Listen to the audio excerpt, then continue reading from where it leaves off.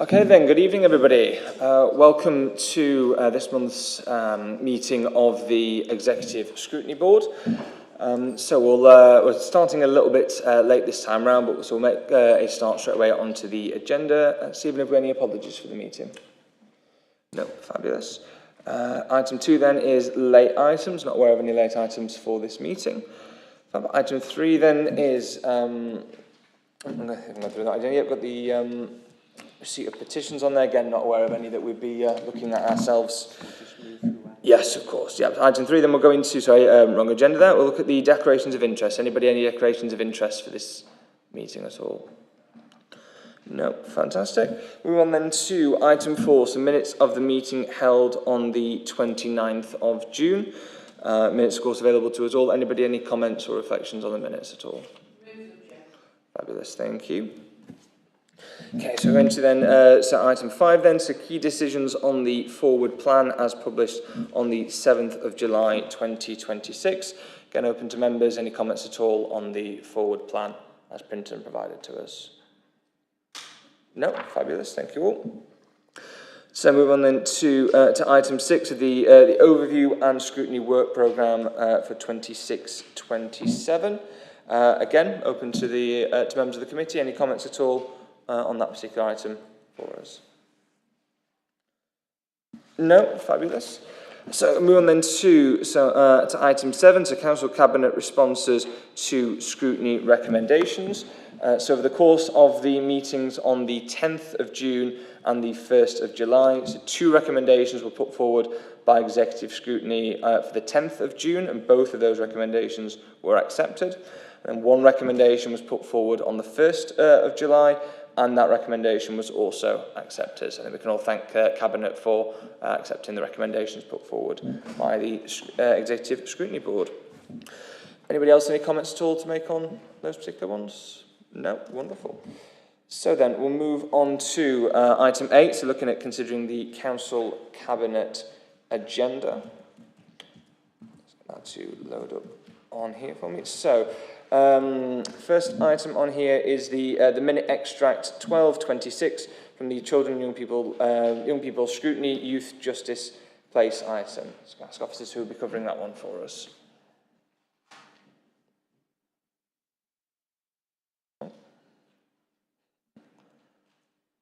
We'll take a second there. Yes, Councillor Kerr? I was wondering if we had anybody from that Scrutiny Review Board who could reflect back on the discussion that we had then, I'm not on it. I think that's it. We'll circle back to that one, I think, in the absence of the ability to go into it in depth at this point. Yeah, I think, if I may, Chair, excuse me, basically the Scrutiny Board has done its job and referred that matter. So the members of that committee have done their job, and that will be considered on Wednesday. Fabulous, thank you, Stephen. In that case, then we'll go on to item 9, so the City Centre Public Realm Strategy. That's who we've got that will be covering this one. Fabulous, over to yourself. Sorry, thank you, Chair. Tammy Whitaker, Director of City Growth and Vibrancy. Cabinet will be asked to endorse the strategy, Public Realm Strategy, as a material planning consideration. The report concerns the Public Realm Strategy, which is the spaces in between buildings, if you like, for the city centre. And the strategy builds on the City Centre Ambition document that was produced in 2022, which advocated the radical transformation of the city, how it looks and feels, how we encourage more people to live and work and enjoy our city centre, and how we make it a greener, safer and more appealing environment. The strategy also underpins the new local plan's ambitions to deliver at least 5,500 new homes over 150,000 square feet of commercial office space in the city centre, and ensure that those public realm improvements support that investment. The strategy is being developed through extensive engagement with over 963 participants across workshops, and it's something we're particularly proud of. It involved a new way of consulting with the public in developing a strategy for the City Council, working in partnership with the university, and we reached a number of different people who don't normally engage in this kind of activity, and that really helped us to develop a strategy that we believe will make a difference for the City of Derby.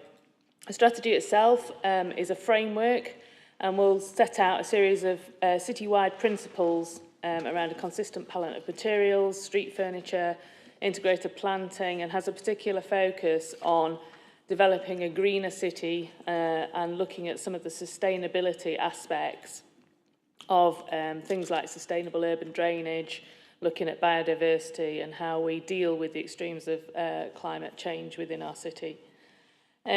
The strategy itself then identifies 7 priority locations for investment, which will act as catalyst to cement the regeneration ambitions, and it's set out in the strategy where they are. And then the strategy talks about a phased delivery plan with short, medium and long-term priorities. The immediate next steps of this will be then to progress a design for a number of priority initiatives, principally focusing on areas like St James's Street, Sadlergate, looking at wayfinding, and then things like some of the hostile vehicle mitigation and CCTV upgrades that will make the city safer, which reflects some of the concerns that have been raised through the consultation period. At the moment, we've identified that there is some existing funding that we have access to, for the, including the 1.5 million Pride in Place impact funding, which will help us to deliver an early phase of works. There's no additional core council budget requested in this report, but we will be making applications to other funding sources. So the recommendations are around adopting the city centre public realm strategy, approving the governance structure for delivery of the projects, and a delegation to bid for and accept external funding to deliver the projects set out within the strategy. Fabulous, thank you. Any questions from members of the committee at all? Councillor Carr. It's not so much questions as observations, Chair, in that this sort of rolls forward. We've had public realm strategies for the city before, and this rolls forward and updates some of that in the light of things that have happened in between whiles.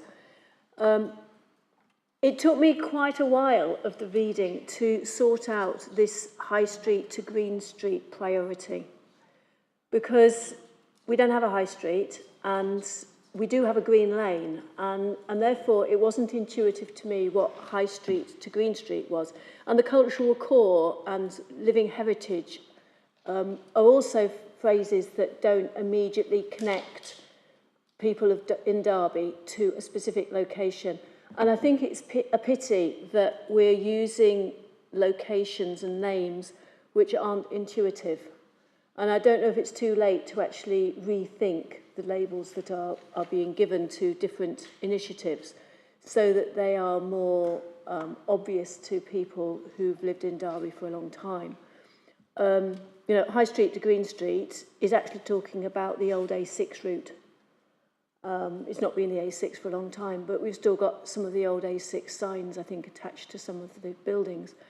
And for it to be labelled as such, or historically in some way make allusions to that we're talking about St Peter Street and into Irongate, I think would help people to connect with the vision that's being described.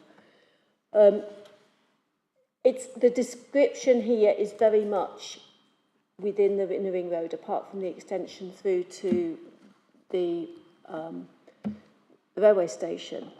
And for me, if I'm walking from the railway station into the city, I wouldn't be choosing the route that's being enhanced here. I would choose the direct route because I'm walking and distance and time of journey matters to me. And again, I feel that that's a bit of a disconnect in terms of what we're labelling it as. It's an important route that's talking about the enhancement here, and it's the enhancement for the people who live in that area.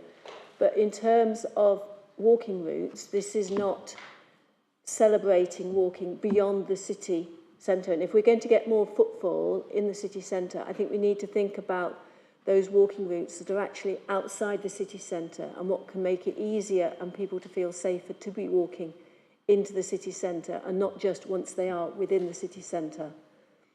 So I think there's a bit more work that needs to be done on this. There's a lot of good ideas. I like the general sort of direction, but it doesn't feel entirely joined up or Derby-centric at the moment. And I think it would be helpful if a little bit more work could be done on this to make sure that those two things are looked at further. Thank you. Thank you, Councillor Kerr. Any response at all for those? Yeah, I think I take on board your points, and you might want to think about what recommendations you make to Cabinet on regard to those. But what I would say is, I appreciate this is very focused on the city centre, and that's deliberate, partly because we have to start somewhere, and at the moment the city centre is quite disconnected. It doesn't feel joined up. I appreciate that then we need to look much more about connectivity into and out of the city centre, and that's a further piece of work that we could pick up on. But at the moment, there was a need to kind of cement what's in the city centre ambition and also in the local plan. That's why we started with the city centre. But I do take on board your point, and it's something we'll be reflecting on as we move forward. Councillor Bolton. Yeah, Sarah Bolton, Blaegreaves Ward. Thanks for the update. It's really exciting that, you know, we are working on improving the public realm and various strategies therein. I recall at a meeting a couple of months ago that we had an update on the project board for the Pride in Place impact funding. And the officer, who I can't recall, said that you were about to appoint an independent chair and vice chair to that board. Is there an update on that? I recall we had the map, didn't we, regarding the wards. There's Abbey, Normanton, Arboretum, if I'm correct, Chair.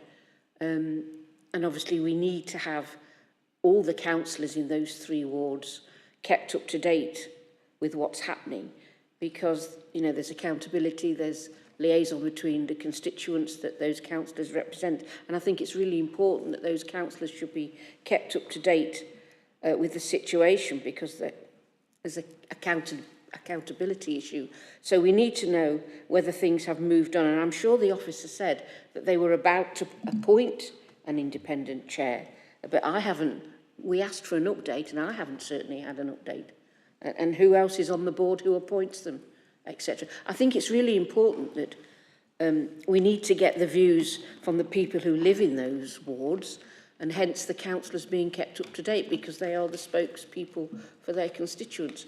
So have we got any update on that? I know we did request one. Thank you. Yeah, apologies for the confusion. There are 3 lots of Pride in Place funding. So there are 2 lots of Pride in Place funding that are chaired by independent chairs and boards, which you are referring to, and that's led by the community's officers. This refers to a different pot of money that has a similar name but isn't the same money. So this is the Pride in Place Impact Fund, which is capital funding, and it's £1.5 million that doesn't have the same overview as the 2 Pride in Place ward pots of money. So it's a different funding stream. Apologies, it's very confusing. So can I come back on that, Chair? Thank you. So my point is, when will the relevant councillors be updated, or have they been updated? But I'm sure we wanted that to come back to this committee. Perhaps the councillors can update. If I'm speaking out of turn, then please let me know. Councillor Wright, as one of the councillors for that ward, I don't know if you can shed any light on any updates that may have been provided to yourself at all? No, we've had no updates. And I suppose you're referring, officer, sorry, I can't. Tammy, yes, I didn't know there were 3 lots or 3 tranches of Pride in Place. That's interesting in itself. But the one we're focusing on is the 20 million, I think, over 10 years. That's the other scheme. So yes. This is about the £1.5 million Pride in Place impact funding, capital funding. The 2 schemes that you're referring to are the 2 lots of 20 million, and I will take that back to the officers who are leading that and ask them to come and provide you with an update. I'd be most grateful, as I think Councillor Bolton has put the point over quite eloquently. At the end of the day, we represent, we advocate, we are the spokespeople for our constituents. And indeed, if crucial key resources of funding are coming in our ward, it is imperative that we are informed of decision making with respect to these fundings. Thank you. Okay, yep, Tony, I think if that can be taken back and then circulated, that'd be very helpful. So I've got Councillor Wright next, but very quickly, Councillor Kedge, you have a point on this particular matter just to comment on? Sorry, I do. I was at the Derby Homes AGM, and Mike Ainsley, who is one of the independent board members on Derby Homes, gave a new declaration of interest as chair of the new Normanton Pride in Place project. Okay, thank you, Councillor Kerr. Councillor John Wright, got you next. Yeah, thank you, Chair. I actually think this is a really helpful contribution to our vision of Derby moving forward, and I'd certainly like to commend the team. I think it's obvious a lot of hard work and thinking went into this. And I also want to say I've only just received a reply for the questions asked before, so I'll have a chance to digest them and get back to you.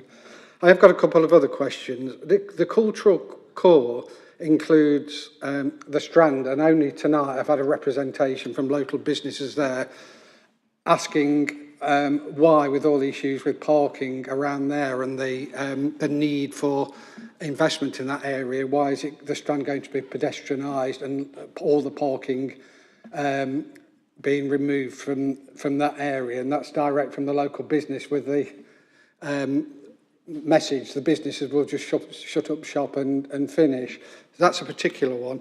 4.26, when you talk about the core funding, I assume you're talking about the 1.5 million, but recently there's another, I think, additional 10 million from MCA. And what concerns me, I appreciate 1.5 million is not going to go far, and it talks about the priorities of them, and which I can see justification for all of them, but I'd like to pick out a couple which I think are really high priority, and that's improvements to Sadlergate. When I walked up Sadlergate recently, a couple of days ago, I think I counted 11 premises there that were vacant. That used to be the beating heart of that area of the city, and there's a lot of businesses going out, and obviously it's linked through to the Strand and parking going there, another detriment to business. So in that 1.5 million, I know that it doesn't go far, but I would certainly advocate for the improvements to Sadlergate. And secondly, the report does quite rightly identify St Peter's Cross as an unsafe place. And I do recognise this public realm strategy can only contribute a certain amount, but it's not getting it any better. And if there was another priority in terms of we've got CCTV in the city centre, I would advocate that we actually, it's not just normal CCTV, but we lobby the Community Safety Partnership and the police around facial recognition there, because it's you've only got to walk past her and it's the same people time after time, and I do appreciate there's been an increase in the police present, but they can't be there all the time, whereas AMPR is, and certainly with the facial recognition, the alerts are generated by the system itself. So they're the two specific points. Thank you. Okay, so as you'll see in 4.26, we've set out the priorities, which are at the moment on St James's Street and Sadlergate. So those will be the two things that are taken forward. And obviously anything that we did in terms of works to the Strand would involve a large period of consultation as we worked up designs to understand what they absolutely are. And talking to the business will be a key part of that as we take forward the priorities. But at the moment, the intention is to focus on St James's Street and Sadlergate. I take on board your point about St Peter's Cross and CCTV, and that's why we've included CCTV in there. We recognise that the strategy itself is only one part of the jigsaw, so it's only one tool we have, really. There are a whole raft of other tools that we can bring on board, and it's very much that we need to make sure that this strategy sits alongside the city centre safety work, the work that's going on through traffic and transportation and wider plans, for the city's connectivity. So this is just one part of a jigsaw, really. It sets an overall framework for what it might look and feel like, but it's not going to tackle all of the issues. So it's very much we have to work together on piecing together these different tools. In terms of the funding, you are correct. There's £1.5 million Pride in Place impact funding, which is the capital funding. We had the £10 million that you referred to has been brought, is central government money that's come into MCA, again, capital funding. And at the last, as part of the Team Derby initiative, and at the last Team Derby board meeting, which involves stakeholders from across the city, there was quite a lot of discussion on public realm. So I do think that that might be some of the priorities that come out of that work. And that's why the report to Cabinet is asking for that delegation to enable us to bid for and accept funding from MCA, of which that will be part. I'll just make a comment. Yeah, and at that Team Derby meeting, I understand there was a request for projects that can be delivered quickly, and I heard one or two things that sort of come out there that have never been mentioned before. And what concerns me is that you're making, an issue here that we can't fund all of the delivery of the things that have been well thought through, well researched, and it really concerns me that they're discussing about, other projects that probably haven't got the same level of consultation, the same level of thinking, etc. And I would certainly urge one thing to go back to Cabinet is that that extra £10 million that's coming from MCA is actually focused on things that, you and your team have actually spent a lot of time and working rather than, pie in the sky projects that have not really been thought about. Thank you. Fabulous, thank you, John. Councillor Rawson. Yes, thank you, Chair. Yeah, I also really welcome this report. I think it's excellent and just what we've been waiting for a long time, actually, just to bring all these ideas and a sense of purpose together to drive this forward, because it is really vital for the city centre to have a high quality environment, as we know, and it's over the last 10 or 15 years or so, its high streets across the country have declined, and we need to be investing in order to make sure that the high street in Derby and our city centre stays vibrant. I think this recognises that we've got a really strong retail offer at Derby, and that's really successful and something that we should be proud of. And I think this document really is seeking to build on that and to perhaps tempt people a little bit out of the Derby and centre and to come and experience some of the wider things that we have to offer, the museums and the cultural offer, etc. So I think to do that, and I think this recognises that there are two really important links that we've got to concentrate on, which is St Peter's Street, the Corn Market, Irongate as one link, and then Albion Street through the Market Hall and into the Marketplace, which is the other. I agree in terms of a priority being St James's Street and Sadlergate. Sadlergate is well in need of a bit of investment. I think it was the late 80s or early 90s when that public realm was last done, and it's really sort of showing its age now. So Sadlergate, absolutely. I think probably Irongate as well, leading up to the cathedral. That was done at a similar time, so that needs to be on our radar as a priority as well. I think the theme around more greenery and planting and making the city greener is also the right way to go. That adds to the environment and the aesthetics, and also from a biodiversity point of view, is important from that point of view as well.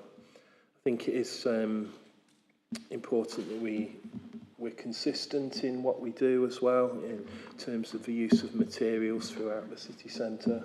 I think in the past it's been designated that we use York stone, and I presume that that's going to be the same going forward, that whatever we do, we try and blend it in with existing projects that have gone on over the last few years, to give it a sense of place and purpose. I think notice it mentions the blue corridor as well, and opening up of the river, which is something that we've been seeking to do for a long time. And Derby, it's been said, we've turned our back on the river a little bit over recent decades. So whatever this plan can do to sort of assist in opening up the river again for people is definitely to be welcomed. A final point just about access, and that's particularly for disabled people, wheelchair users. When we're sort of restricting access by the car and bringing in more pedestrianisation, it does have an impact on people who aren't as mobile. And I noticed there is, I think it mentions the removal of spaces on Full Street. So I think we do need to be a bit mindful of that and making sure that we do still have provision for people who can't walk very far and do need to be able to get very right into the city centre to be able to access things. So perhaps if maybe say a little bit about that. Those are my points, Chair. Thank you. Thank you, Councillor Rawson. That was a fantastic whistle-stop tour through the document there. That was brilliant. Tammy, I'll hand over to yourself for any comments back to that. Yeah, I think as we design these individual spaces, so as I said, this is a high-level document, and the next stage will be to get into the detailed design. And as we get into the detailed design, we'll absolutely pick up those points around what the materials use is, around access arrangements, because you're right, as you take out some things, you need to add in other things. We need to make sure that there's accessibility across the city. And this is about making it a much more friendly approach for everybody. So whilst, yes, there will be a removal of cars from some spaces, we still need to make sure that people can absolutely access that if they've got, if they're mobility impaired, or actually just making sure that people can get around the city properly. And that's, you know, very much part of this. And that will come out in the detailed design as we move through individual places and start to get into the detail of each of the priorities. But essentially, it's about making the city much more usable. So, you know, if there are areas that we need to look at pedestrianising Saddlergate, for example, so we can have spill-out cafes and have that much more kind of vibrant feel, then there are always access arrangements you can put in place for servicing, and also to make sure that people can access that if they aren't able to through walking. Fabulous, thank you. Any more questions at all from anybody? Councillor Cath. I've the suggestion about putting together a recommendation. I've sort of picked up some of the points that other people have said, and I'm happy to read through what I've got at the moment, Chair. I think this is an important document, and I think for us to comment on it is going to be valuable. So I've said welcome the overview provided by the public realm strategy, including greening, disabled access and support for businesses. We also ask that further work is done to enable and encourage walking routes beyond the city centre, that the naming of specific schemes might be reviewed to be more intuitively Derby, to recognise that walking routes for travel on foot need to be direct as well as attractive. Any MCA funding needs to be targeted on quick deliverables, including wayfinding signage. Continuity of materials is important, and it should also be long-lasting. And blue corridors should support the river and acknowledge other brooks as well as the Markeaton Brook. You can add in more bullet points if people like. Okay, thank you, Councillor Kerr. Anybody either wanting to second or to put some comments forward on that at all? Yep, Councillor Rawson.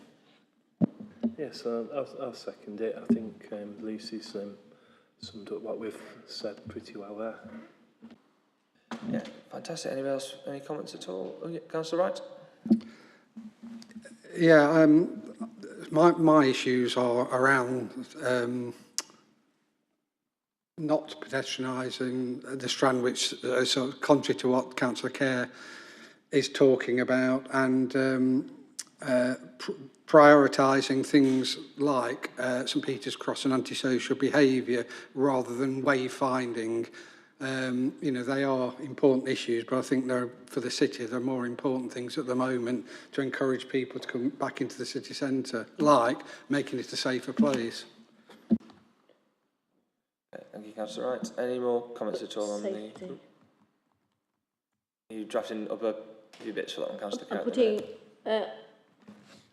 sorry, I'm still on. Any MCA funding needs to be targeted on quick deliverables, including public safety. Do you want to put that in there?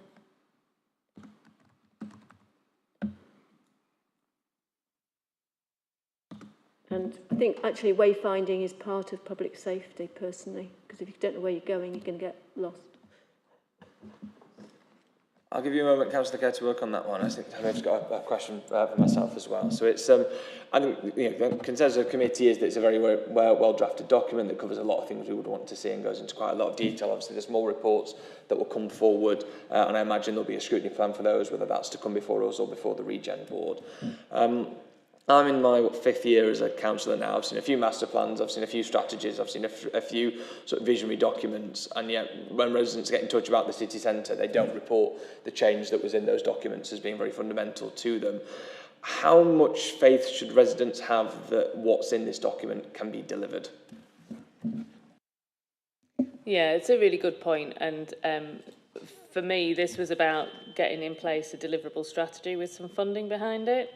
So whilst we've said at the beginning the £1.5 million doesn't go very far, I think we're probably in a different place than we were 5 years ago, and that we now have got the combined authority and its funding. One of the issues we've had, I think, is that we've had short-term approaches with funding that have come through that need to be delivered within a year, and we haven't been able to deliver the designs, and we haven't had a framework in which to deliver them. This framework allows us to set all that within a context, to work up the design, so when the next chunk of money comes through, we're actually ready to go, so you're not waiting for that 2-year lead-in time. So I think we're in a very different place to perhaps what we were 5 years ago.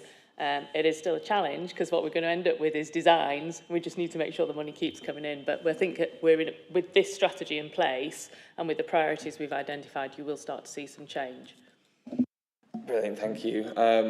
That's, again, fantastic to know in terms of how we can make that progress. And the final one really from me is obviously as we're making the progress and as things are being changed, obviously some of the change we will notice by virtue of the fact we're in the city centre, but obviously we have quite a lot of residents who for whatever reason don't frequent the city centre, and those just outside the city that we need to be encouraging in, and these are key ways that we can do that.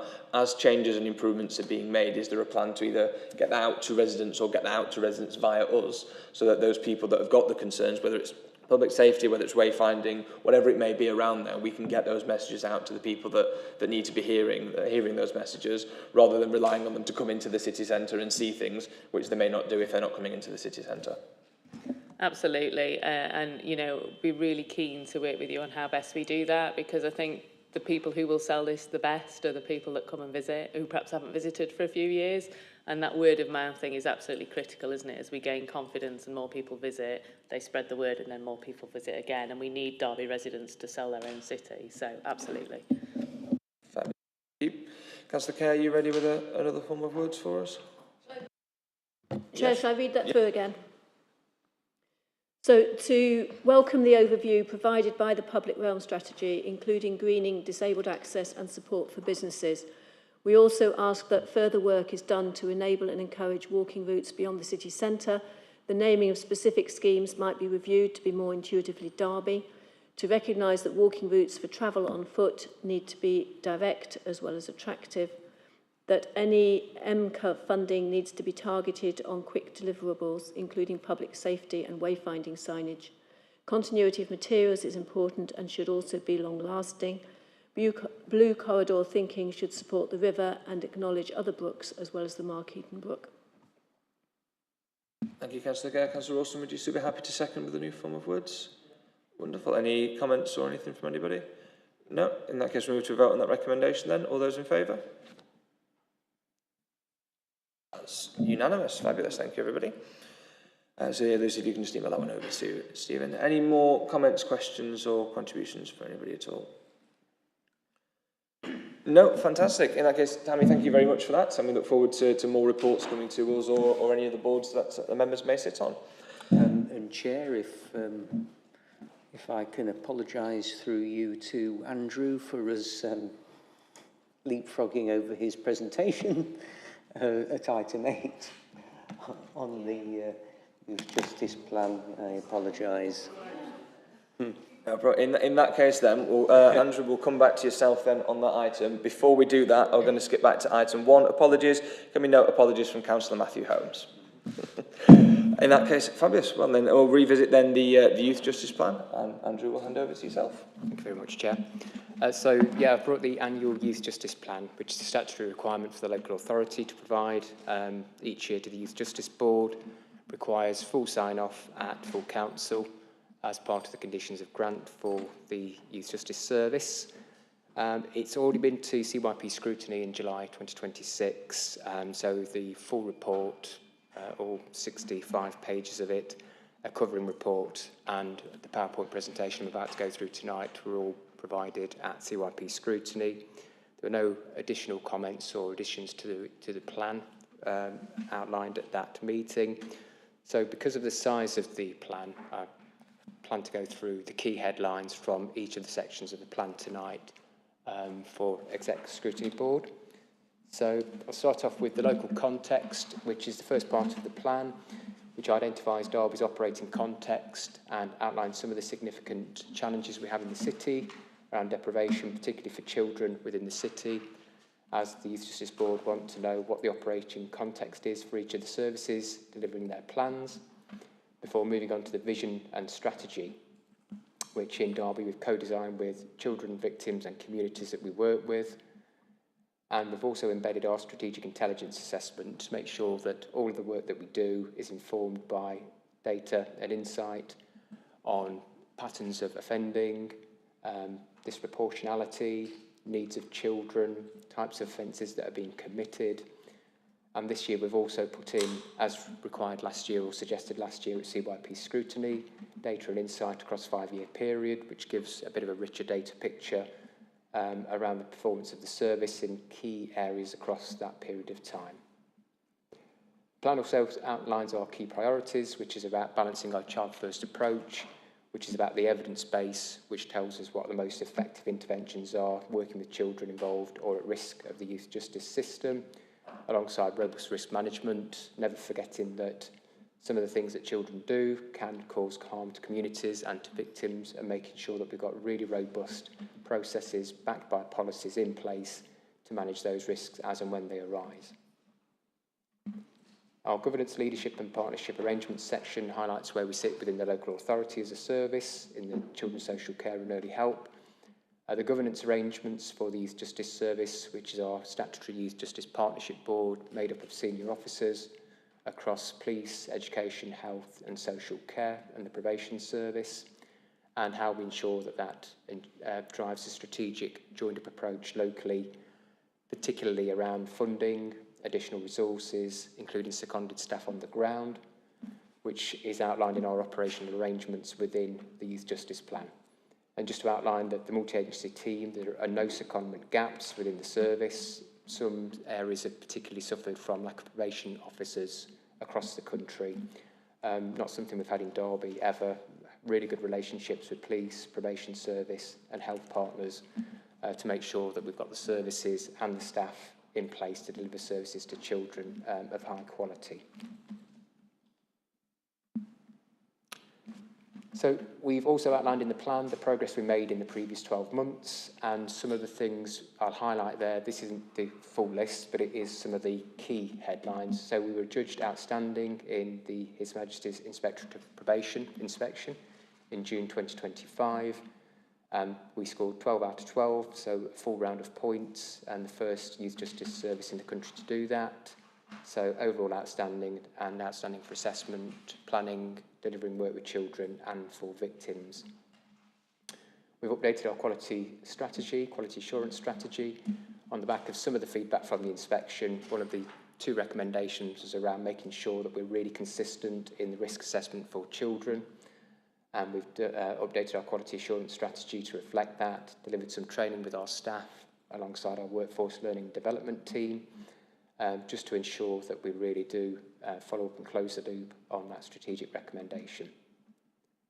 We've developed a Child First pledge across all partners in the Youth Justice Partnership Board, delivered several restorative justice events, really looking at the power of restorative justice, the impact and the healing it can have for victims, because that's something that was a strategic priority in the last 12 months. We've delivered pre-diversion prevention partnerships panels, so we gained some Home Office funding through the Office of the Police and Crime Commissioner, working with the Derbyshire Police, the OPCC, Police Crime Commissioner's Office that is, and ourselves in the County Youth Justice Service to work with children that wouldn't have had an intervention, who were deemed no further action by the police. And that's part of our earlier help to make sure that we reach children at the much earlier point in time, because what the evidence tells us is the earlier we can intervene, the more likely it is to prevent further offending by that group of children, young people. We've done some quite specific consultations, particularly with Pakistani boys open to the service, to inform strategic work that we've done, leading to work in 2 specific schools and with 1 mosque, and with specific services around counselling and family support for that community, recognising that there's a bit of an overrepresentation in that community in some of our data that we saw last year, and we wanted to do something tangible about that. And we've developed our recording practices to ensure that where we have children's social care involvement with cases open to the Youth Justice Service, both systems are reflective of the workers within those services to encourage joined-up practice. As I mentioned earlier, we have put in performance across 5 years in terms of oversight and insight over the last 12 months. And some of the key headlines there are that custody rate has reduced significantly, so 84% decrease over the last 5 years. Our first-time entrant rate has decreased by 49% over that period in time, although the reoffending rate has increased for children, but that is a specific group of young people, as we discussed at Scrutiny panel. So the metric that the Youth Justice Board used is one where a small group of children, subject to court orders, are tracked for 12 months. But when we've compared that to our overall reoffending rate, our numbers of proven offences are down, our numbers of high gravity offences are down. So looking more broadly than this small cohort of children from which this metric is taken, we see some real successes to offset that specific performance metric there. Risks and challenges are outlined in the report. So local government reorganisation will obviously bring some challenges in terms of governance and oversight. There's also some change in functions of national oversight for youth justice services, with a number of functions moving from the Youth Justice Board to the Ministry of Justice, particularly around funding and performance, but that will take some legislative changes to move through. So it could be a bit of a slow burn, medium-term piece of work. Finance and complex needs of children remain key issues for the service. We have had a 3-year funding agreement set by the Youth Justice Board, which in some ways is helpful, but that's a flat fee, which won't increase in line with the rate of inflation. So in 3 years' time, our kind of funding could be more challenging than it is at the current time. The Child First section within the report highlights some of the things that we've done as a service to make sure we meet each of the 4 tenets of the framework for Child First. And the specific examples are making sure that we're delivering holistic assessments, and we're using all of the mandated Youth Justice Board tools for assessments for children. Intervention plans include actions to improve school attendance for all children, or whether post-16 to make sure they're in training or employment. All victims of youth crime are contacted by our restorative justice practitioners to investigate what options there are for restorative justice, either direct, indirect or victim informed.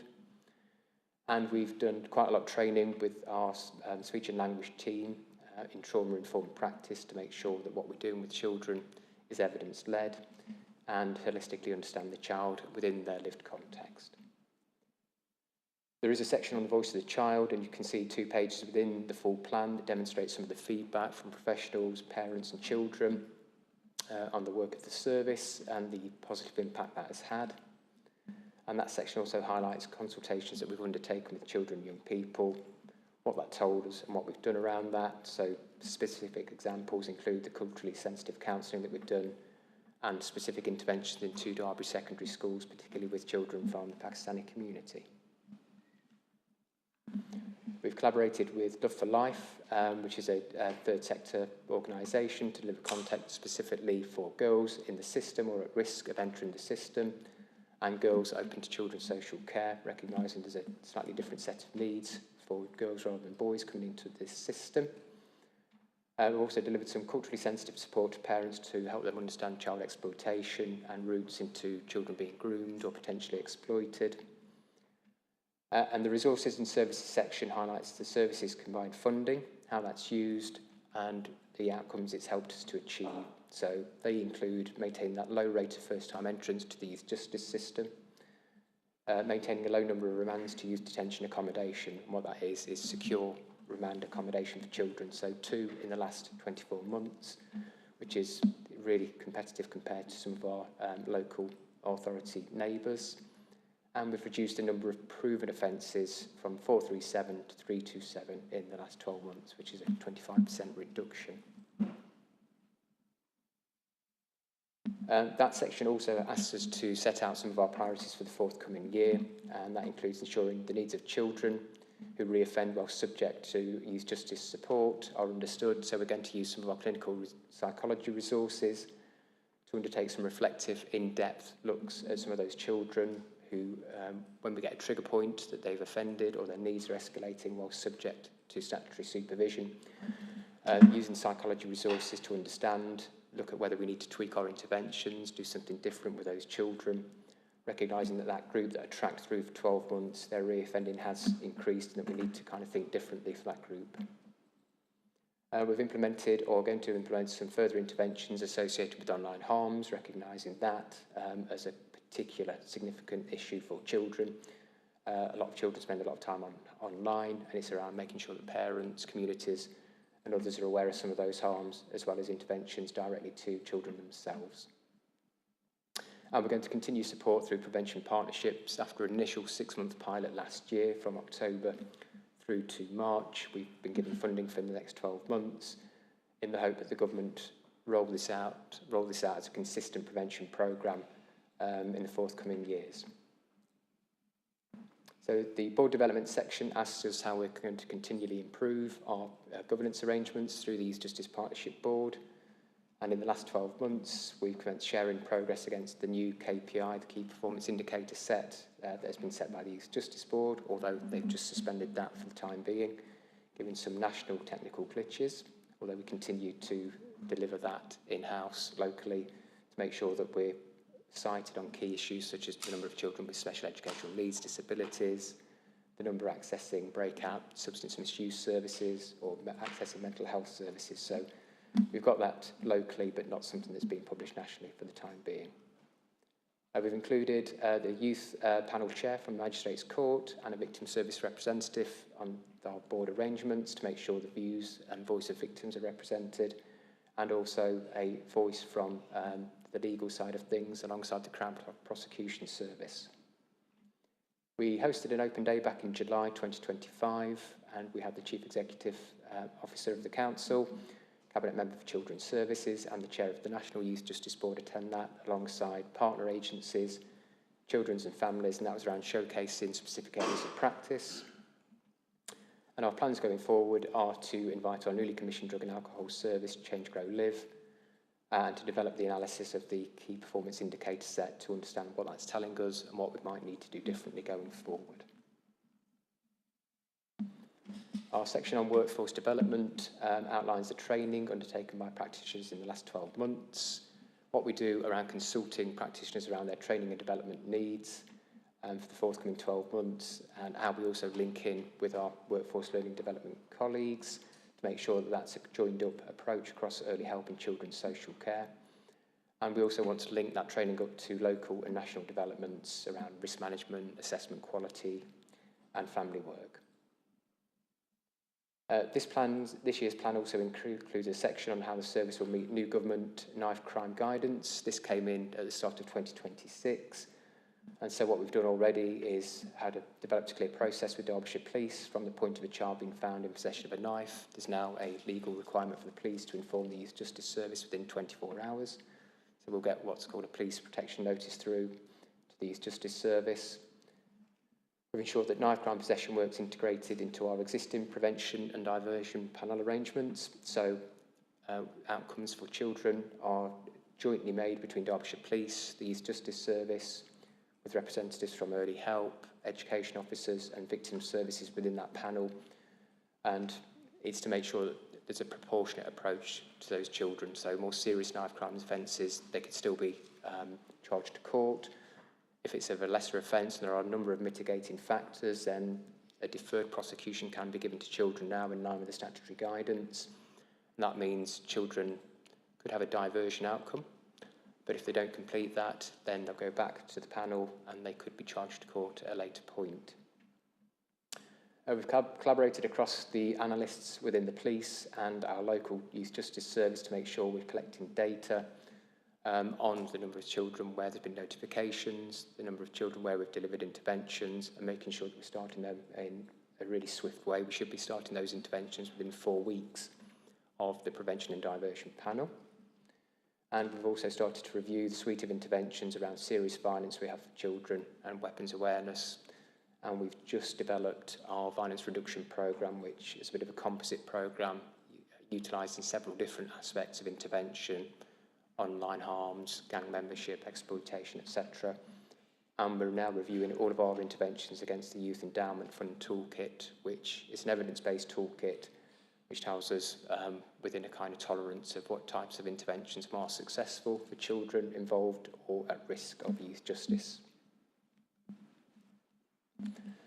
There's a section on evidence-based practice and innovation, and within that, some of the things we've done in the past 12 months are that we work with the Institute for Government, who are completing research with youth justice partners to understand what works in youth justice to inform white paper reforms, which the Ministry of Justice are working through at the moment.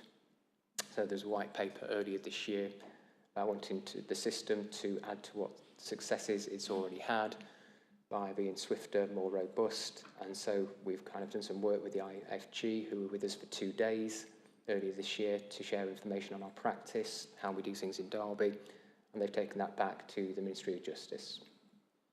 The whole service attended the Nottingham Playhouse to watch the Punch play, which is a restorative justice approach and focuses on the experience of Jacob Dunn and his victims' parents. And some of you may be aware of that case. It was kind of quite a famous national case where the parents of somebody that Jacob struck, who unfortunately passed away as a result of that offence, forgave Jacob using restorative justice approaches. He's now an advisor to the Ministry of Justice on how to make sure we roll out restorative justice across children's services more widely. We've also used our clinical psychologist and speech and language therapist to deliver neurodiversity and trauma-informed practice, particularly to Derby Youth Court users, including magistrates and policing colleagues within the custody suite, to make sure there's consistency of practice and understanding across those services working with children. And we've had a number of positive requests from other youth justice services asking us about some of the things that we're doing in Derby, and the full report and plan tells you or talks you through some of the things that we've shared with other services. The evaluation section focuses on our work with Commission Service Mentoring West Midlands, and we recognise a need for a slightly different approach for some of our more high-need children who are at risk of committing more serious offences, and having a lived experience mentor group working with that group of children and young people, developing relationships, imparting key information and knowledge alongside other interventions that they were delivering alongside those children. And that was part of our suite of trying to reduce the risk of serious harm to others and keeping communities safe. So priorities for the forthcoming year include performance on our standards in justice, and in the last 12 months there was positive direction noted for performance against home visits, referral order panels and asset completion, which is our standard assessment framework and tool. We've also planned to commence quarterly systematic HMIP style case audits. So we've had the full inspection But we don't want to stop there. We want to go further and make sure that the management team are auditing and quality assuring the quality of assessment, planning and direct work with children and young people. Managers will also be doing monthly dip tests around the quality of our prevention and diversion assessment tool to make sure that that recommendation around assessment quality from the inspection is closed off. We've also got the recommendations against the two recommendations from the HMIP audit. The assessment quality is one of those. The other one was around police data for victims of crime, which we've worked on with Derbyshire Police and victim services at Remedy. That was around getting more detailed information in relation to victims of crime so we could have a more proportionate and bespoke approach to those victims. The national priority area in the report is an overview of what the service has done in relation to a range of activity. So it's quite a dense part of the plan, so I've pulled out some of the key headlines from that. So what we've seen over the past 12 months is some reductions in disproportionality. So children from a black ethnicity, their overrepresentation reduced from 5 to 2%, and that's over a 4-year period. Children from a mixed ethnicity, their overrepresentation reduced from 8 to 3% over 4 years. We've had reduced numbers of children looked after in our post-court cohort. That means children subject to a court outcome or go into custody. In 26-27, we developed or will develop and deliver a girls' safe space programme. We've got a strong partnership with Derbyshire Police, despite some challenges with changes of officers. That's in the police force, and that's part of the police's kind of approach to keeping things fresh, moving people onto new areas of work or themed areas. But the relationships we've got with the police have withstood those. So the strategies, the approaches and frameworks we've got in place make sure that that can withstand any officer change. And recently we've had a couple of changes, but again, the quality of work that we're doing with the police, particularly in prevention and diversion and work in the custody suite, has been really strong. We noticed some strong education performance, but some challenges for children subject to part-time timetables, and that requires a little bit more work with our main providers, Respect Collaboration School, which is an alternative provision, and with our SEND teams here at Derby City Council. In the last 12 months, we've developed a really strong relationship with the inclusion and attendance team within education and skills. That's making sure that where we have got any challenges with part-time timetables, we can escalate that up, challenge schools, and try to kind of make sure that children are getting the education they need. We've had consistently high levels of victim satisfaction with the support they receive, and that's seen in quite a detailed part of the report. High rates of victim inclusion and restorative justice work, but we would like to see more direct reparation or reparative activity. Really difficult because we can't compel victims to do that. It's something that we need to encourage, support with, but ultimately, at the end of the day, it is the view of the victim of how they want that kind of harm to be repaired. But it's something that we aspire to. A reduction in proven offences over the past 5 years, which I've touched on previously, and a consistent but incremental reduction in gravity scores of 5 to 8. So they're the more serious end of offences.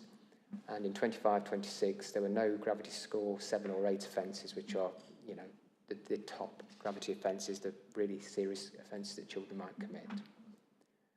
And reductions in offending across the 6 most frequently committed offences by children in 2025-26, and a reduction in proven knife offences across the last 5 years, although we recognise that there is a lot of public concern around knife crime. We don't take it lightly, we don't rest on our laurels, and we, as a result, developed the Violence Reduction Programme. We have a number of off-the-shelf knife crime initiatives and a really robust risk management policy, good relationships with police and community safety to make sure that any concerns around knife crime are dealt with in a multi-agency way. In terms of needs of children, we do have a high number of children at risk of exploitation or exploited, but we do have a good menu of support options. We're integrated with Derbyshire Police's organised crime and exploitation team. We have the support of commission services such as Safe and Sound Derby, and also links with the Violence Reduction Unit, which oversees the governance arrangements for community safety and violence reduction for adults and children in the city. There is resources going into schools, the bystander programme, which is about making sure that children do something that's safe when they feel at risk of harm. We're also doing some work in schools through the Youth Justice Service and the mini police for children in junior and secondary schools to make sure that they're aware of exploitation, risks associated with weapons, but in a very preventative and proportionate way. Low rates of secure remand, which have not only been successful and good for children to keep them out of custody, but it's allowed us to invest some of those savings back into the service for interventions for children, and it's backed up by a reviewed and refreshed custody and resettlement and bail protocol. In the next 12 months also, as part of our plans, we're looking at how we can strengthen that further through tracking children using electronic monitoring equipment, not just the curfew, but more tracking arrangements, and potentially remand beds through commissioned services. We've recruited and we've got a clear role definition for our supporting families worker who's linked into our early help and social care services for those families that are struggling and families where we need to use a court order such as a parenting order to bring about the change by that parent where there are concerns around the family situation and the links of that to the child's offending. In terms of addressing disproportionality, we're looking to do some targeted surveys with girls in the youth justice system to understand their views, their experiences, and use that to inform the work that we deliver. We've embedded family support in a number of communities, and we're looking at partnership with Jumaiyah Mosque in the city to deliver that work further. We want to assess and manage risks associated with harm to others, so the violence reduction programme I've mentioned already, and we want to track the impact of that to make sure that it is doing what we want it to do in terms of risk reduction.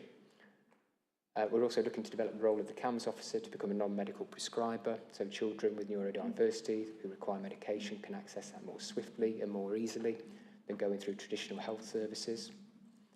And we're also making sure that we are cited and have insight on the quality of work delivered to victims.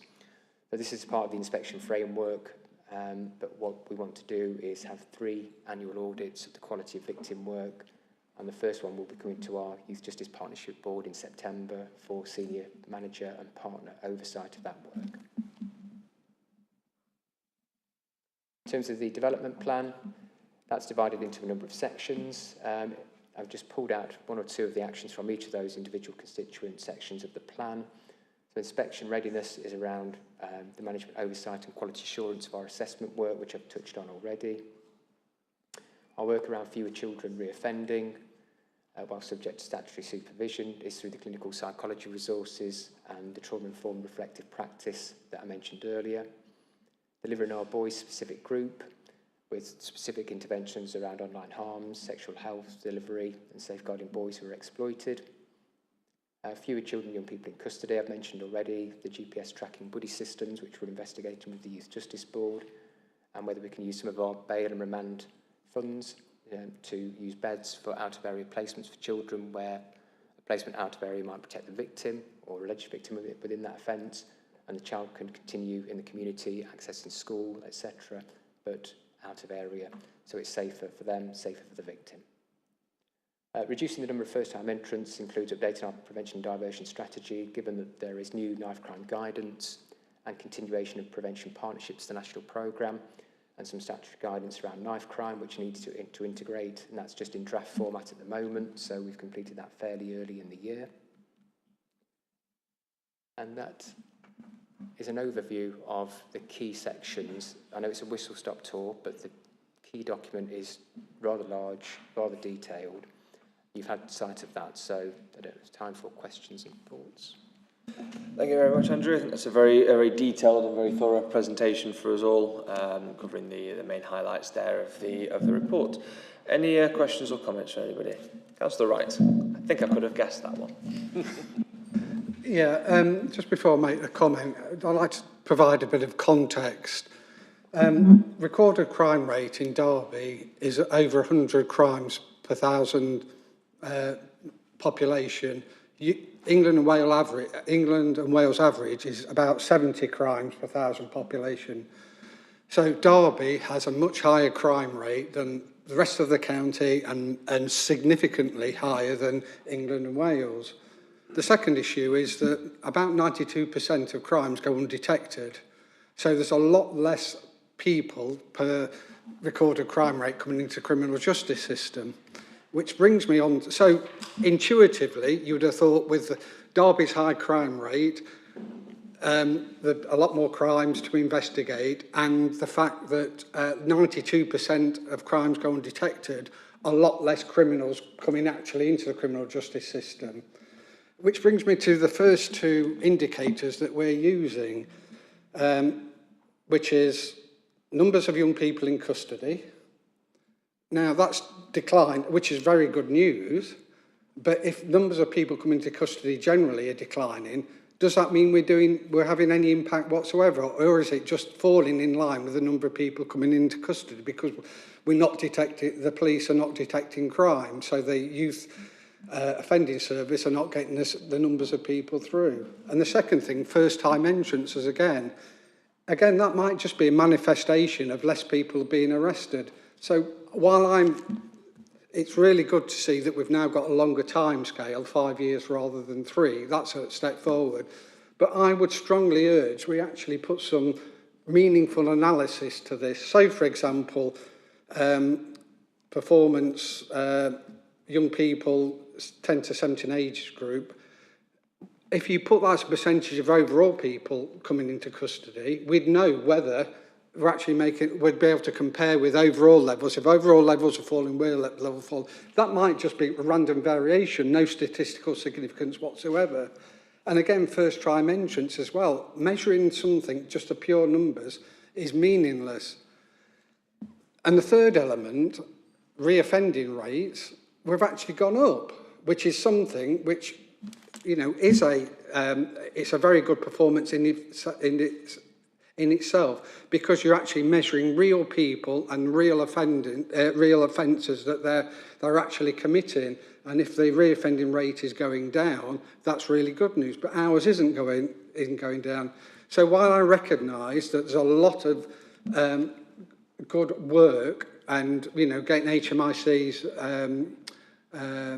outstanding recommendation, I think we're really lacking in terms of meaningful performance indicators. So if there's a recommendation I would suggest is that the board took on board that moving from 3 years to 5 years, so we've got a longer view. We actually make, particularly the first two of these indicators, more meaningful so that you can do a proper analysis against them. Thank you. Thank you, Councillor Wright. Andrew, do you want to come back on any of those points? The metrics are set by the Youth Justice Board, so we're kind of limited in terms of what we can report. We can do in-depth analysis looking at some of those children within that, and we've done that within our Youth Justice Partnership Board arrangements. So the children who reoffend, we'll track and we'll look at who those children are, what their backgrounds are, what we've done to try and intervene. So we do that more analytical work within our Youth Justice Partnership Board arrangements, where there's quarterly scrutiny from senior partners. I'm not sure the Youth Justice Plan is a place to put all of that kind of in-depth, fine detail, but I do take the point, you know, more in-depth analysis is, really helpful. However, the Ministry of Justice are consulting on performance measures for youth justice services. So the three key headlines: reoffending of children subject to statutory orders, children in custody, and the number of first-time entrants, they're subject to review and consultation. So that consultation will take place between now and September the 11th. And the performance oversight of youth justice services will move to the Ministry of Justice at some point in the near future. So we don't quite know what those metrics will look like or how they'll be determined. But what we've looked at is, in terms of those who do reoffend, that pool of young people has reduced, as is the point you've just made there, whilst the number of children subject to first-time entrants, subject to out-of-court resolutions has increased. So that takes a number of children out of that post-court cohort that are tracked, which makes it a much smaller, much kind of defined high-need cohort of children. So we're not surprised in some ways to see that metric increasing in some ways. So, I don't know if that answers your question. Before I bring you back in, Councillor Wright, I might have some more information that might be of use for you. Thank you, Councillor Wright. Sue-Ann Lim, the Early Help Director. Just in terms of impact, what I would like to say is that in terms of custody and first-time entrance over the years, Derby has been disproportionately higher than the national average, or indeed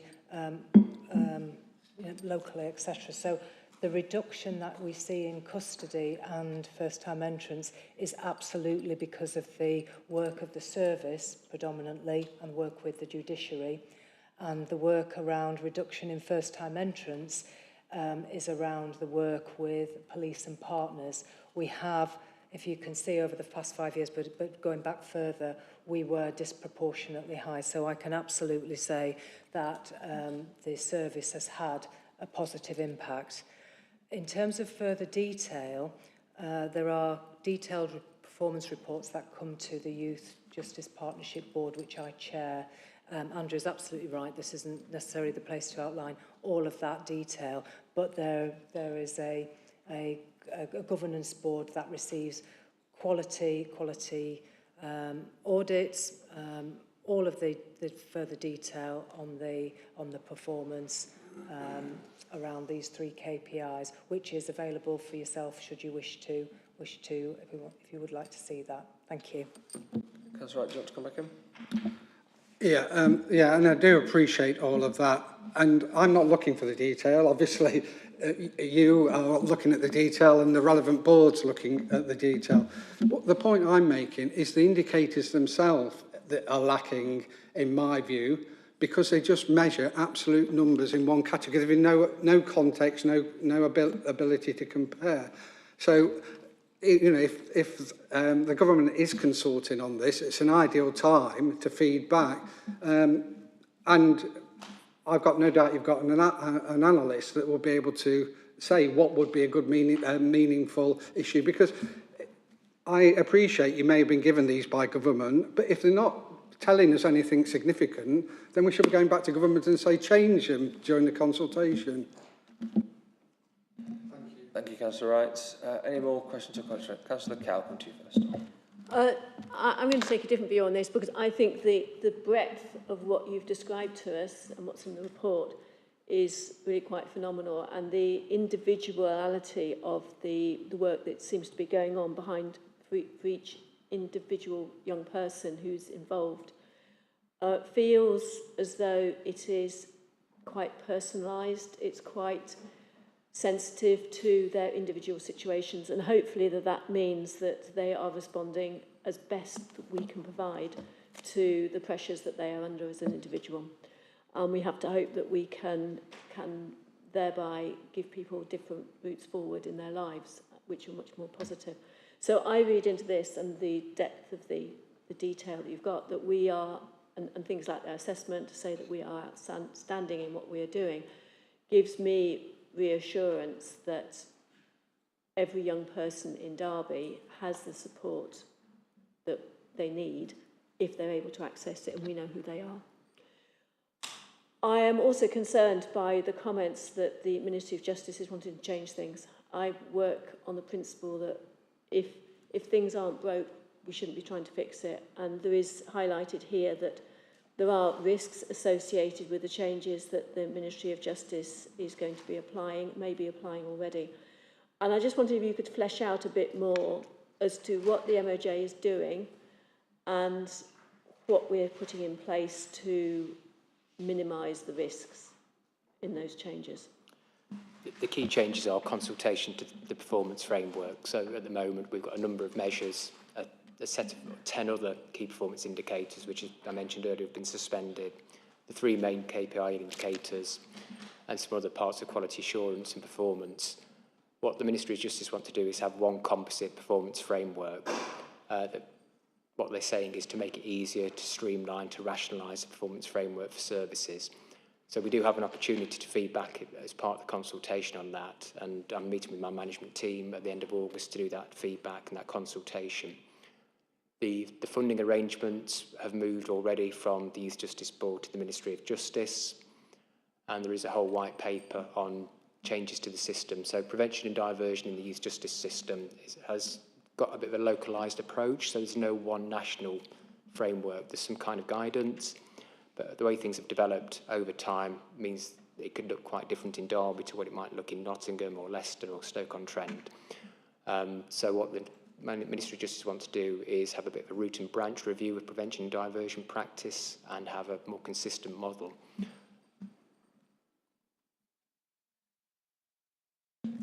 Councillor Gay, do you want to come back on that at all? That's actually quite worrying to me, because over time each place, not just Derby, each place will have been honing what it needs to its own communities, its own challenges, the individuality of its own communities. And if they want one size fits all, well, every city is different, every urban area is different, every rural area is different, and one size is not going to fit all. So is there any pushback opportunity within that still? Just to answer the first question on offsetting the risks of that, I think our relationship with our police locally is really strong. So our prevention diversion panel, which sits every week, is staffed by the police, the Youth Justice Service, our early help services, victim services, etc. And I think we've got a really strong set of arrangements there. I think we could withstand a number of things, but there'll also be consultation on that. So the Ministry of Justice have been quite good so far in terms of consulting services on what those changes might look like. And we had the Institute for Government with us for a couple of days earlier this year, feeding back directly into the then Justice Minister. So I think there will be opportunities for us to try and shape that. And yeah, like you, I'd be disappointed if we were mandated to do something completely different to what we're doing now, because it works really well. The logistics are good. It works swiftly, so children, as soon as they come to panel, they've got their worker allocated within a week. So we do have a strong set of local arrangements, but I do think we'll get the consultation on that from the Ministry of Justice. Okay, thank you. Councillor Cecile Wright. Thank you, Chair. Councillor Cecile Wright from Arboretum Ward. I've received this report in another context. I'm a member of the Children and Young People and Skills Scrutiny Review Board, and I just want to say, as I did say at the meeting where we received this some weeks ago, that against the framework that is given, I want to commend the team for the outstanding work and their outstanding achievement. And I think it needs to be reiterated that there is a framework, a template against which the work is assessed and measured, and we need to be mindful of that. In terms of perhaps influencing the framework, reviewing the framework nationally, I have from time to time at previous board meetings expressed the view that given the centrality or increasing centrality of social media in the lives of young people, that is probably an area, that is probably an activity or a theme that needs to be given greater prominence. And I know that I've expressed that at the board several times, and I've asked that is conveyed or communicated appropriately. So I want to commend the team for the work and what is achieved. And I, as a local councillor, I'm quite proud of what they have achieved. Thank you. Thank you, Councillor Wright. Would you like to come back to me a bit on that? Yeah, I remember the discussion well at Scrutiny a couple of weeks ago, and we've made online harms part of our boys group, and since that time we've also spoken to our interventions lead, Jazz, and we've agreed to implement it into our violence reduction programme as well, recognising the centrality of online harms to young people's lives. So it's not just in one programme, it's kind of cutting across a number of things that we're going to deliver. I think it is, of course, an area where we can expect quite a bit of legislation in the next weeks and months as well. And I think studying the impacts of that, and also knowing young people the attempts to get around the impacts of that, I think will be interesting things to be keeping an eye on over the next coming weeks and months. Councillor Rawson. Thank you, Chair. Yes, just to put on record as well, I think it's to achieve outstanding from Ofsted in that way is an outstanding achievement, really, is not easily done, and the report contains the breadth of the work that's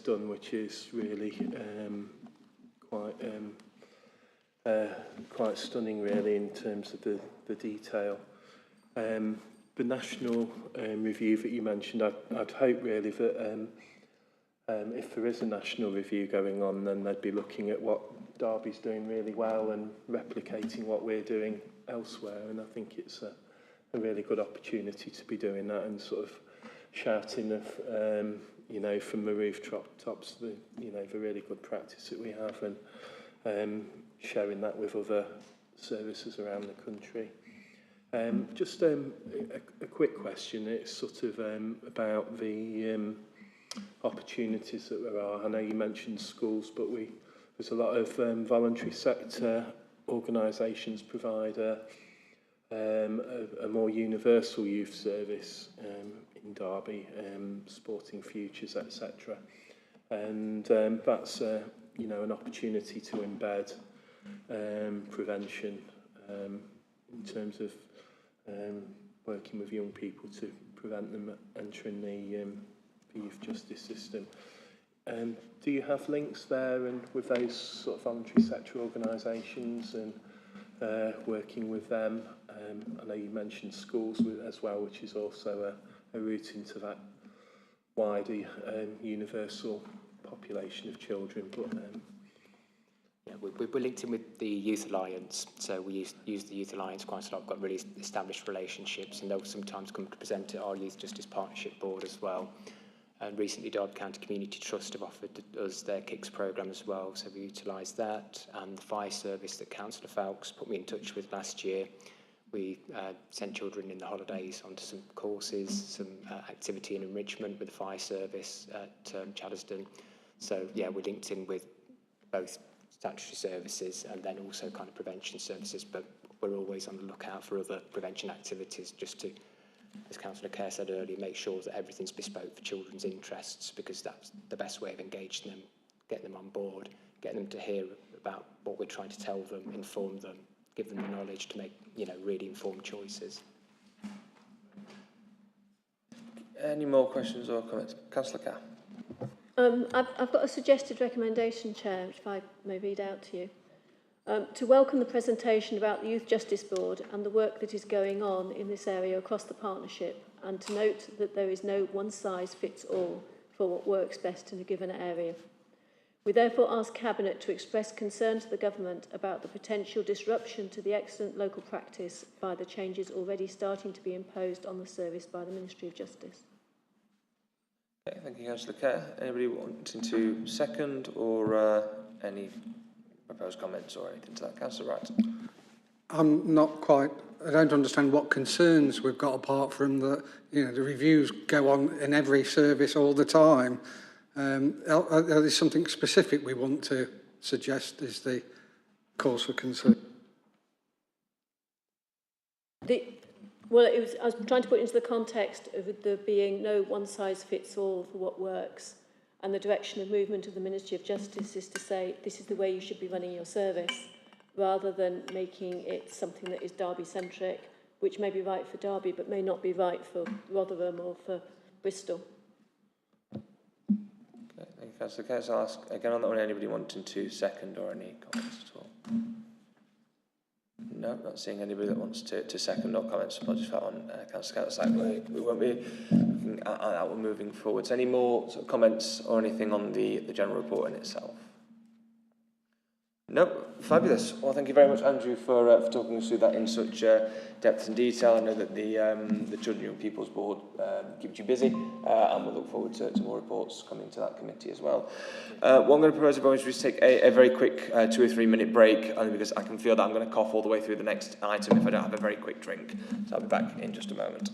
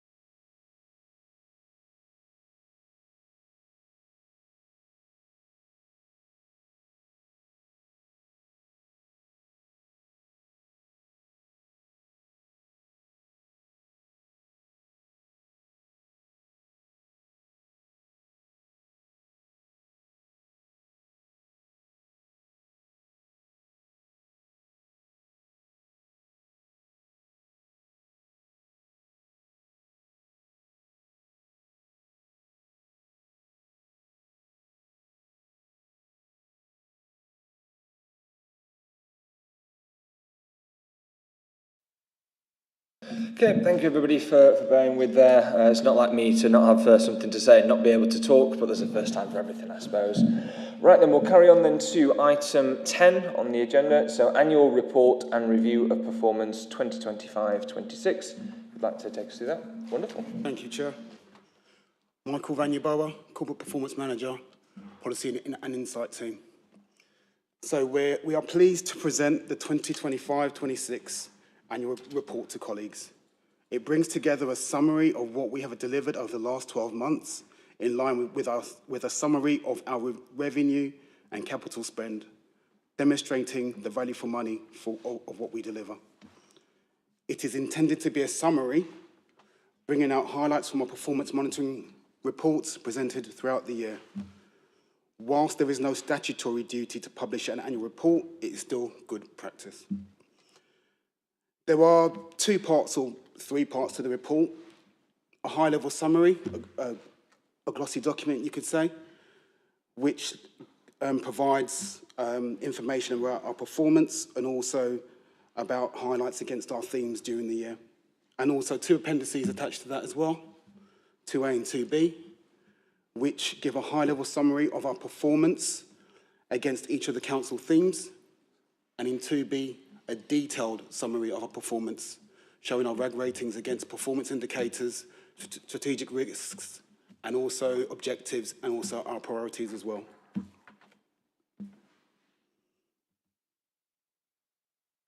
The report offers us an opportunity to reflect on the many achievements of our colleagues and partners over the last year, and is a lot to celebrate and be proud of.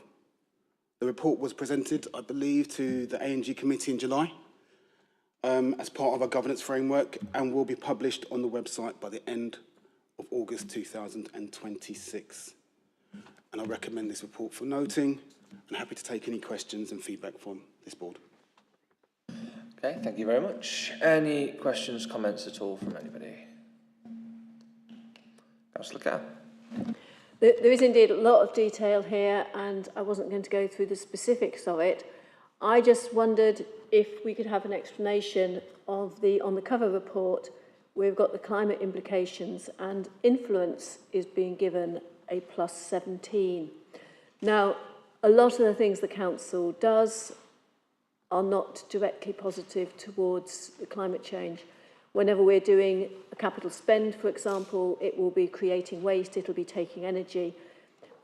What we're doing in terms of providing more services will mean more transport. It'll be a lot of things here could have been marked as well as influence. But for some reason, we've got a +17, which is a really high number for influence. And I can see no specific justification for that, given the breadth and depth of all those activities. It doesn't jump out to me as being, wow, this is green delivery. And maybe it's a matter of training on that. And when I say that, I'm not taking away the positives that are there, because there are lots of positives, and it is right that a lot of the things that the council does are not led on the green agenda, because we need to do a lot of things beyond the green agenda. But that particular roundel just jumped out at me. Thank you. Can I come back to the council on that, on how that was calculated, and I'll let you know in due course. I understand it went to the Audit and Governance Committee, so they would have spoken about it then also as well. But I'll come back to you with that reason why. Thank you. Any more questions or comments from anybody? No, fabulous. I think then if there's anything else, I think we'll be in touch via email, that sort of thing, as any councillors may want to raise anything, certainly if it's gone through audit and governance already as well. Wonderful then. So we'll move on then to item 11, so Q1 Performance Monitoring 26-27. And back over to yourself. Thank you, Chair. Michael Vanyaboa, Corporate Performance Manager, Insight and Policy Team. So I'm happy to present the standard performance report linked to the Council Delivery Plan for 26-27. The report is for noting and covers Q1 performance linked to performance measures, objectives, priority projects and strategic risks covering the period April 2026 to June 2026. We recognise there are always ongoing challenges in terms of delivery in the city, but also there are continued opportunities for development and however, Q1 performance has been good. I would like to draw your attention to some key highlights with further details presented in paragraph 4.4 of the report and full details in the appendix 1 as well. Okay. So in terms of a few highlights in terms of performance for the quarter, we have 90 dwellings and shared houses have been improved to meet the decent home standard in Q1 against a target of 63. 315 jobs have been created and safeguarded following business and organisation support provided by Derby City Council, either directly or working with our partners. And again, very strong performance as this was against a target of 57. 100% of our education, health and care plans have been issued within 20 weeks. Fantastic performance for the service, showing how well that they've been doing year on year and quarter on quarter, working away to raise that performance up over the last few months. 87.5% of adults with learning disabilities are now living in their own homes or with their families. Again, this is a target of 85%, showing that the service is going above and beyond their actual target. And another general highlight is around food waste, where our food waste collection has gone off to a strong start, with over 430 tonnes diverted from black bins in the first month, helping to cut emissions and support a greener, more sustainable city. So to summarise, at the end of June 2026, we had 77% of our performance metrics had achieved their target, which is an improvement on the previous quarter, which was 60%, and also it is also an improvement of this time last year, so Q1 25-26, where 58% of performance metrics achieved target. We have 41 measures which are eligible for directional travel comparison compared to this time last year. So 59% of our metrics have improved their directional travel. This compares to 53% in Q4. However, it is down on Q1 this time last year, where it was 67%. Again, further details are available in paragraph 4.5 of the report and also in appendix 1. In terms of our objectives, 89% of our objectives are on track. At the end of 25-26 Q4, we actually achieved 90% of objectives on track. And also this time last year, 96% were on track. We are still doing really well, but of course, there is room for improvement. Again, this year, so far this year, we're only in Q1, so 0 objectives have been completed within the quarter. And we have 4 objectives which are facing some slippage. And these are refresh the Derby homelessness and rough sleeping strategy. Also, our continued programme to deliver, I'll continue to deliver the agreed artificial intelligence programme. We're also facing slippage in terms of our refresh, our move more Derby strategy. And also some slippage as well, so in terms of the development of a green infrastructure strategy as well. Only one objective is facing major slippage, and that's the approval to embed our council constitution. In terms of projects, 24 projects for Q1 with no new projects, 75% achieving target, or rather they're green or green amber. And also in terms of strategic risks, we have 19 strategic risks with no escalations since Q4. Just a reminder to the board, audit and governance scrutinise our strategic risks and controls that are in place. Again, for a few overview of the performance numbers and figures, they're all in Appendix 1, and I'm happy to take any questions or feedback on the report. Thank you again. Any Councillor Wright? Yeah, it's not a question, it's a comment really. PMP 9, which is a market hall priority projects, getting handed over to business as usual as a result of recommendation of the Programme Board and Performance Board. But the next report we're going to look at in Q1 financial monitoring, the Market Hall made a forecast loss of about £330,000, I think, from memory. Now, if that is replicated over the next 3 quarters of the year, that's going to be getting on for £1.5 million. And for me, that really fundamentally impacts on the business case for the Market Hall. So I suppose the comment is where, apart from financial monitoring, where the council are going to keep an eye on this. I would have thought Regeneration Board is the place to monitor this, but it's really concerning if the first quarter that's a significant reduction in income forecast. Thank you, Councillor Wright. That's something that we can look at now, whether we would feedback on that. Yeah, I'll definitely speak with the risk team on that as well, and come back to you, Councillor Wright, on that issue. And also the Performance Board in a few months, and we can look at that as well there. Thank you.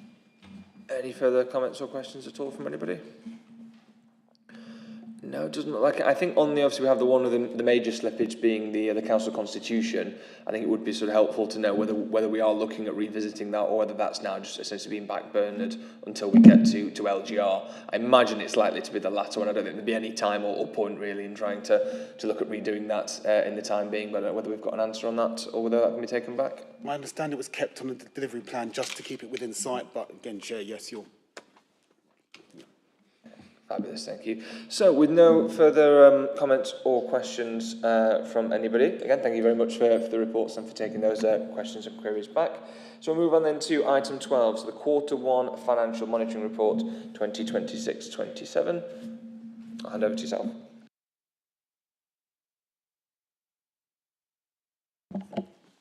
Thank you, Chair. Pete Shilcock, Group Accountant, Corporate Finance. So, in summary, the Q1 monitoring report shows the revenue forecast is a small overspend of 234,000, representing a significant improvement compared with recent years and indicating that the 26-27 budget is broadly on track. Additional government funding and revised and NDR allocations have provided a further circa 5 million, which has been allocated to service pressures and strategic earmark reserves within the report to fund future known liabilities. Key messages are from the report that the revenue position remains stable. The forecast overspend is 234,000, currently assumes the use of the budget risk reserve as a balancing mechanism if required. Directorate performance shows a main revenue pressure of 3.228 million in the People's Directorate, which is largely offset by underspends across the council. Appendix 5 of this report shows the narrative for all main variances. To expand a little bit on the pressures in people services, significant pressures remain in social care, and this remains the principal cause of financial pressure across English local authorities, and Derby is no exception to this. For Derby's children's services, key areas of pressure include children's placement costs of 1.368 million, which is being driven by an increased requirement for high-cost residential placements, legal costs of 321,000, which is being driven by increased tribunals, barrister costs and court activity. And there's also pressures relating to no recourse to public funds of 354,000. For adult social care, key pressures include client care costs, pressure of 889,000, which is being driven by demand growth, particularly within young adults requiring specialist care. In terms of saving delivery, 7.105 million is strong, with 87.5% of savings on track for delivery. There is a council-wide aspirational target of 915,000 savings for delivery board, which continues to drive for efficiencies and savings, and plans are currently being formulated to deliver this balance. In terms of reserves, the general fund balance currently is forecast to sit at 15.818, which represents 3.99% of net revenue budget, which is within target of our 3 to 5% of net revenue budget. Key reserve transfers outlined in this report total 10.989 million, and this includes 1.829 million for DSG deficit funding, collection fund smoothing of 1.642 million, capital feasibility reserve of 0.75 million, City Centre Investment Reserve of 4.768 million and Budget Risk Reserve of 2 million. These last three reserves were all agreed at the MTFP report back in February. The capital programme, Q1 shows a variance of 30.293 million compared to the original budget set. This variance is largely due to approved slippage from 25-26 of 23.559 million, additional grant-funded schemes, programme reprofiling. A brief summary for the main reasons for the net change of 30.293 million from the original approved in February are outlined in 4.3.6 with further detailed analysis within the appendices. The report also recommends Cabinet approval for the following new schemes: Ashgate Primary School roof works of 0.1 million, St James window replacement of 0.4 million, public protection vehicles of 0.048 million and storage protection of 0.937 million. The housing revenue account, the HRA forecast position remains on target. The HRA remains financially stable and performing in line with approved business plan. Moving on to the dedicated schools grant, the current forecast is an in-year deficit for the DSG is 9.973 million, with a cumulative deficit forecast to be in the region of 33.247 million. Key drivers for this: growing SEND and high needs cost continue to outpace funding growth. Significant pressures include independent special schools, further education placements, mainstream academy support costs and increasing complexity of need. In February 2026, the government pledged £5 billion to cover up to 90% of the historic SEND deficits accrued by councils to the end of 25-26. This represents a circa 21 million replenishment of cash flow for the city, which, when received subject to approval by Derby's SEND reform plan, will continue to help maintain the council's financial resilience. The DSG deficit remains a significant medium-term financial challenge facing the council. Moving on to Treasury management, Treasury position remains balanced. Borrowing remains within approved Treasury management parameters, although interest rate risk continues to be monitored closely. Council tax and business rates collections are broadly in line with expectations at Q1. So in conclusion, the positives: revenue budget broadly balanced with only a £234,000 pressure, 87% of savings programmes forecast to be achieved, reserves remain within policy levels, HRA performing to plan, significant capital investment programme progressing, and fair funding has materially strengthened the financial resilience of the council. Challenges: children's placements and legal costs, adult social care demand and complexity, and of course the DSG cumulative deficit. Overall assessment, Q1 represents a significantly stronger financial position than seen in recent years, despite continuing demand in pressures in social care and unresolved DSG deficit challenge. The council remains close to a balanced position with reserves maintained at prudent levels and most of the savings target expected to be delivered. Happy to take any questions. Fabulous, thank you very much for a quick run through a very complex and very long document. Very much appreciated. Any comments, questions at all from anybody? Councillor Kerr? I've got a few specific questions and I don't know whether you'll have the answers here. If we start at the end on page 57, we've got a new project going on for weed control and management additional capacity. Most of the additions to the spend here are citywide, but this one is specific to a limited number of wards, and I just wondered why that was the case. In Appendix 4, there is quite a big sum that's going into highways and transport, and I just wondered whether what that was actually funding in different areas. There's reference to the Coroner's Court and the project for that, and I just wanted to know if we've got more details about the Coroner's Court project. And on page 51, we've got the graph of looking at our borrowing going forward and related to our liability benchmark. And it always worries me when I see this having such a steep growth and then tailing off, because aspirations won't stop in 3 years' time and that growth is likely to be going up. And I just wonder whether we need to be more cognizant about the steepness of that growth at the moment. Thank you, Councillor Caird. If there's any answers to those, if they can be taken back. In terms of the weed control, I'd have to take that back to the service to find out why those particular wards have had that investment and not others. Should I just answer the borrowing one?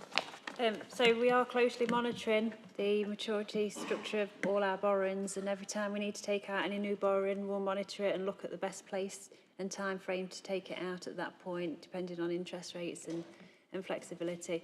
It is something that we'll monitor on a regular basis and take into consideration every time we take any borrowing out to ensure that we're profiling it across and not having a lump sum at one time that's not going to be affordable.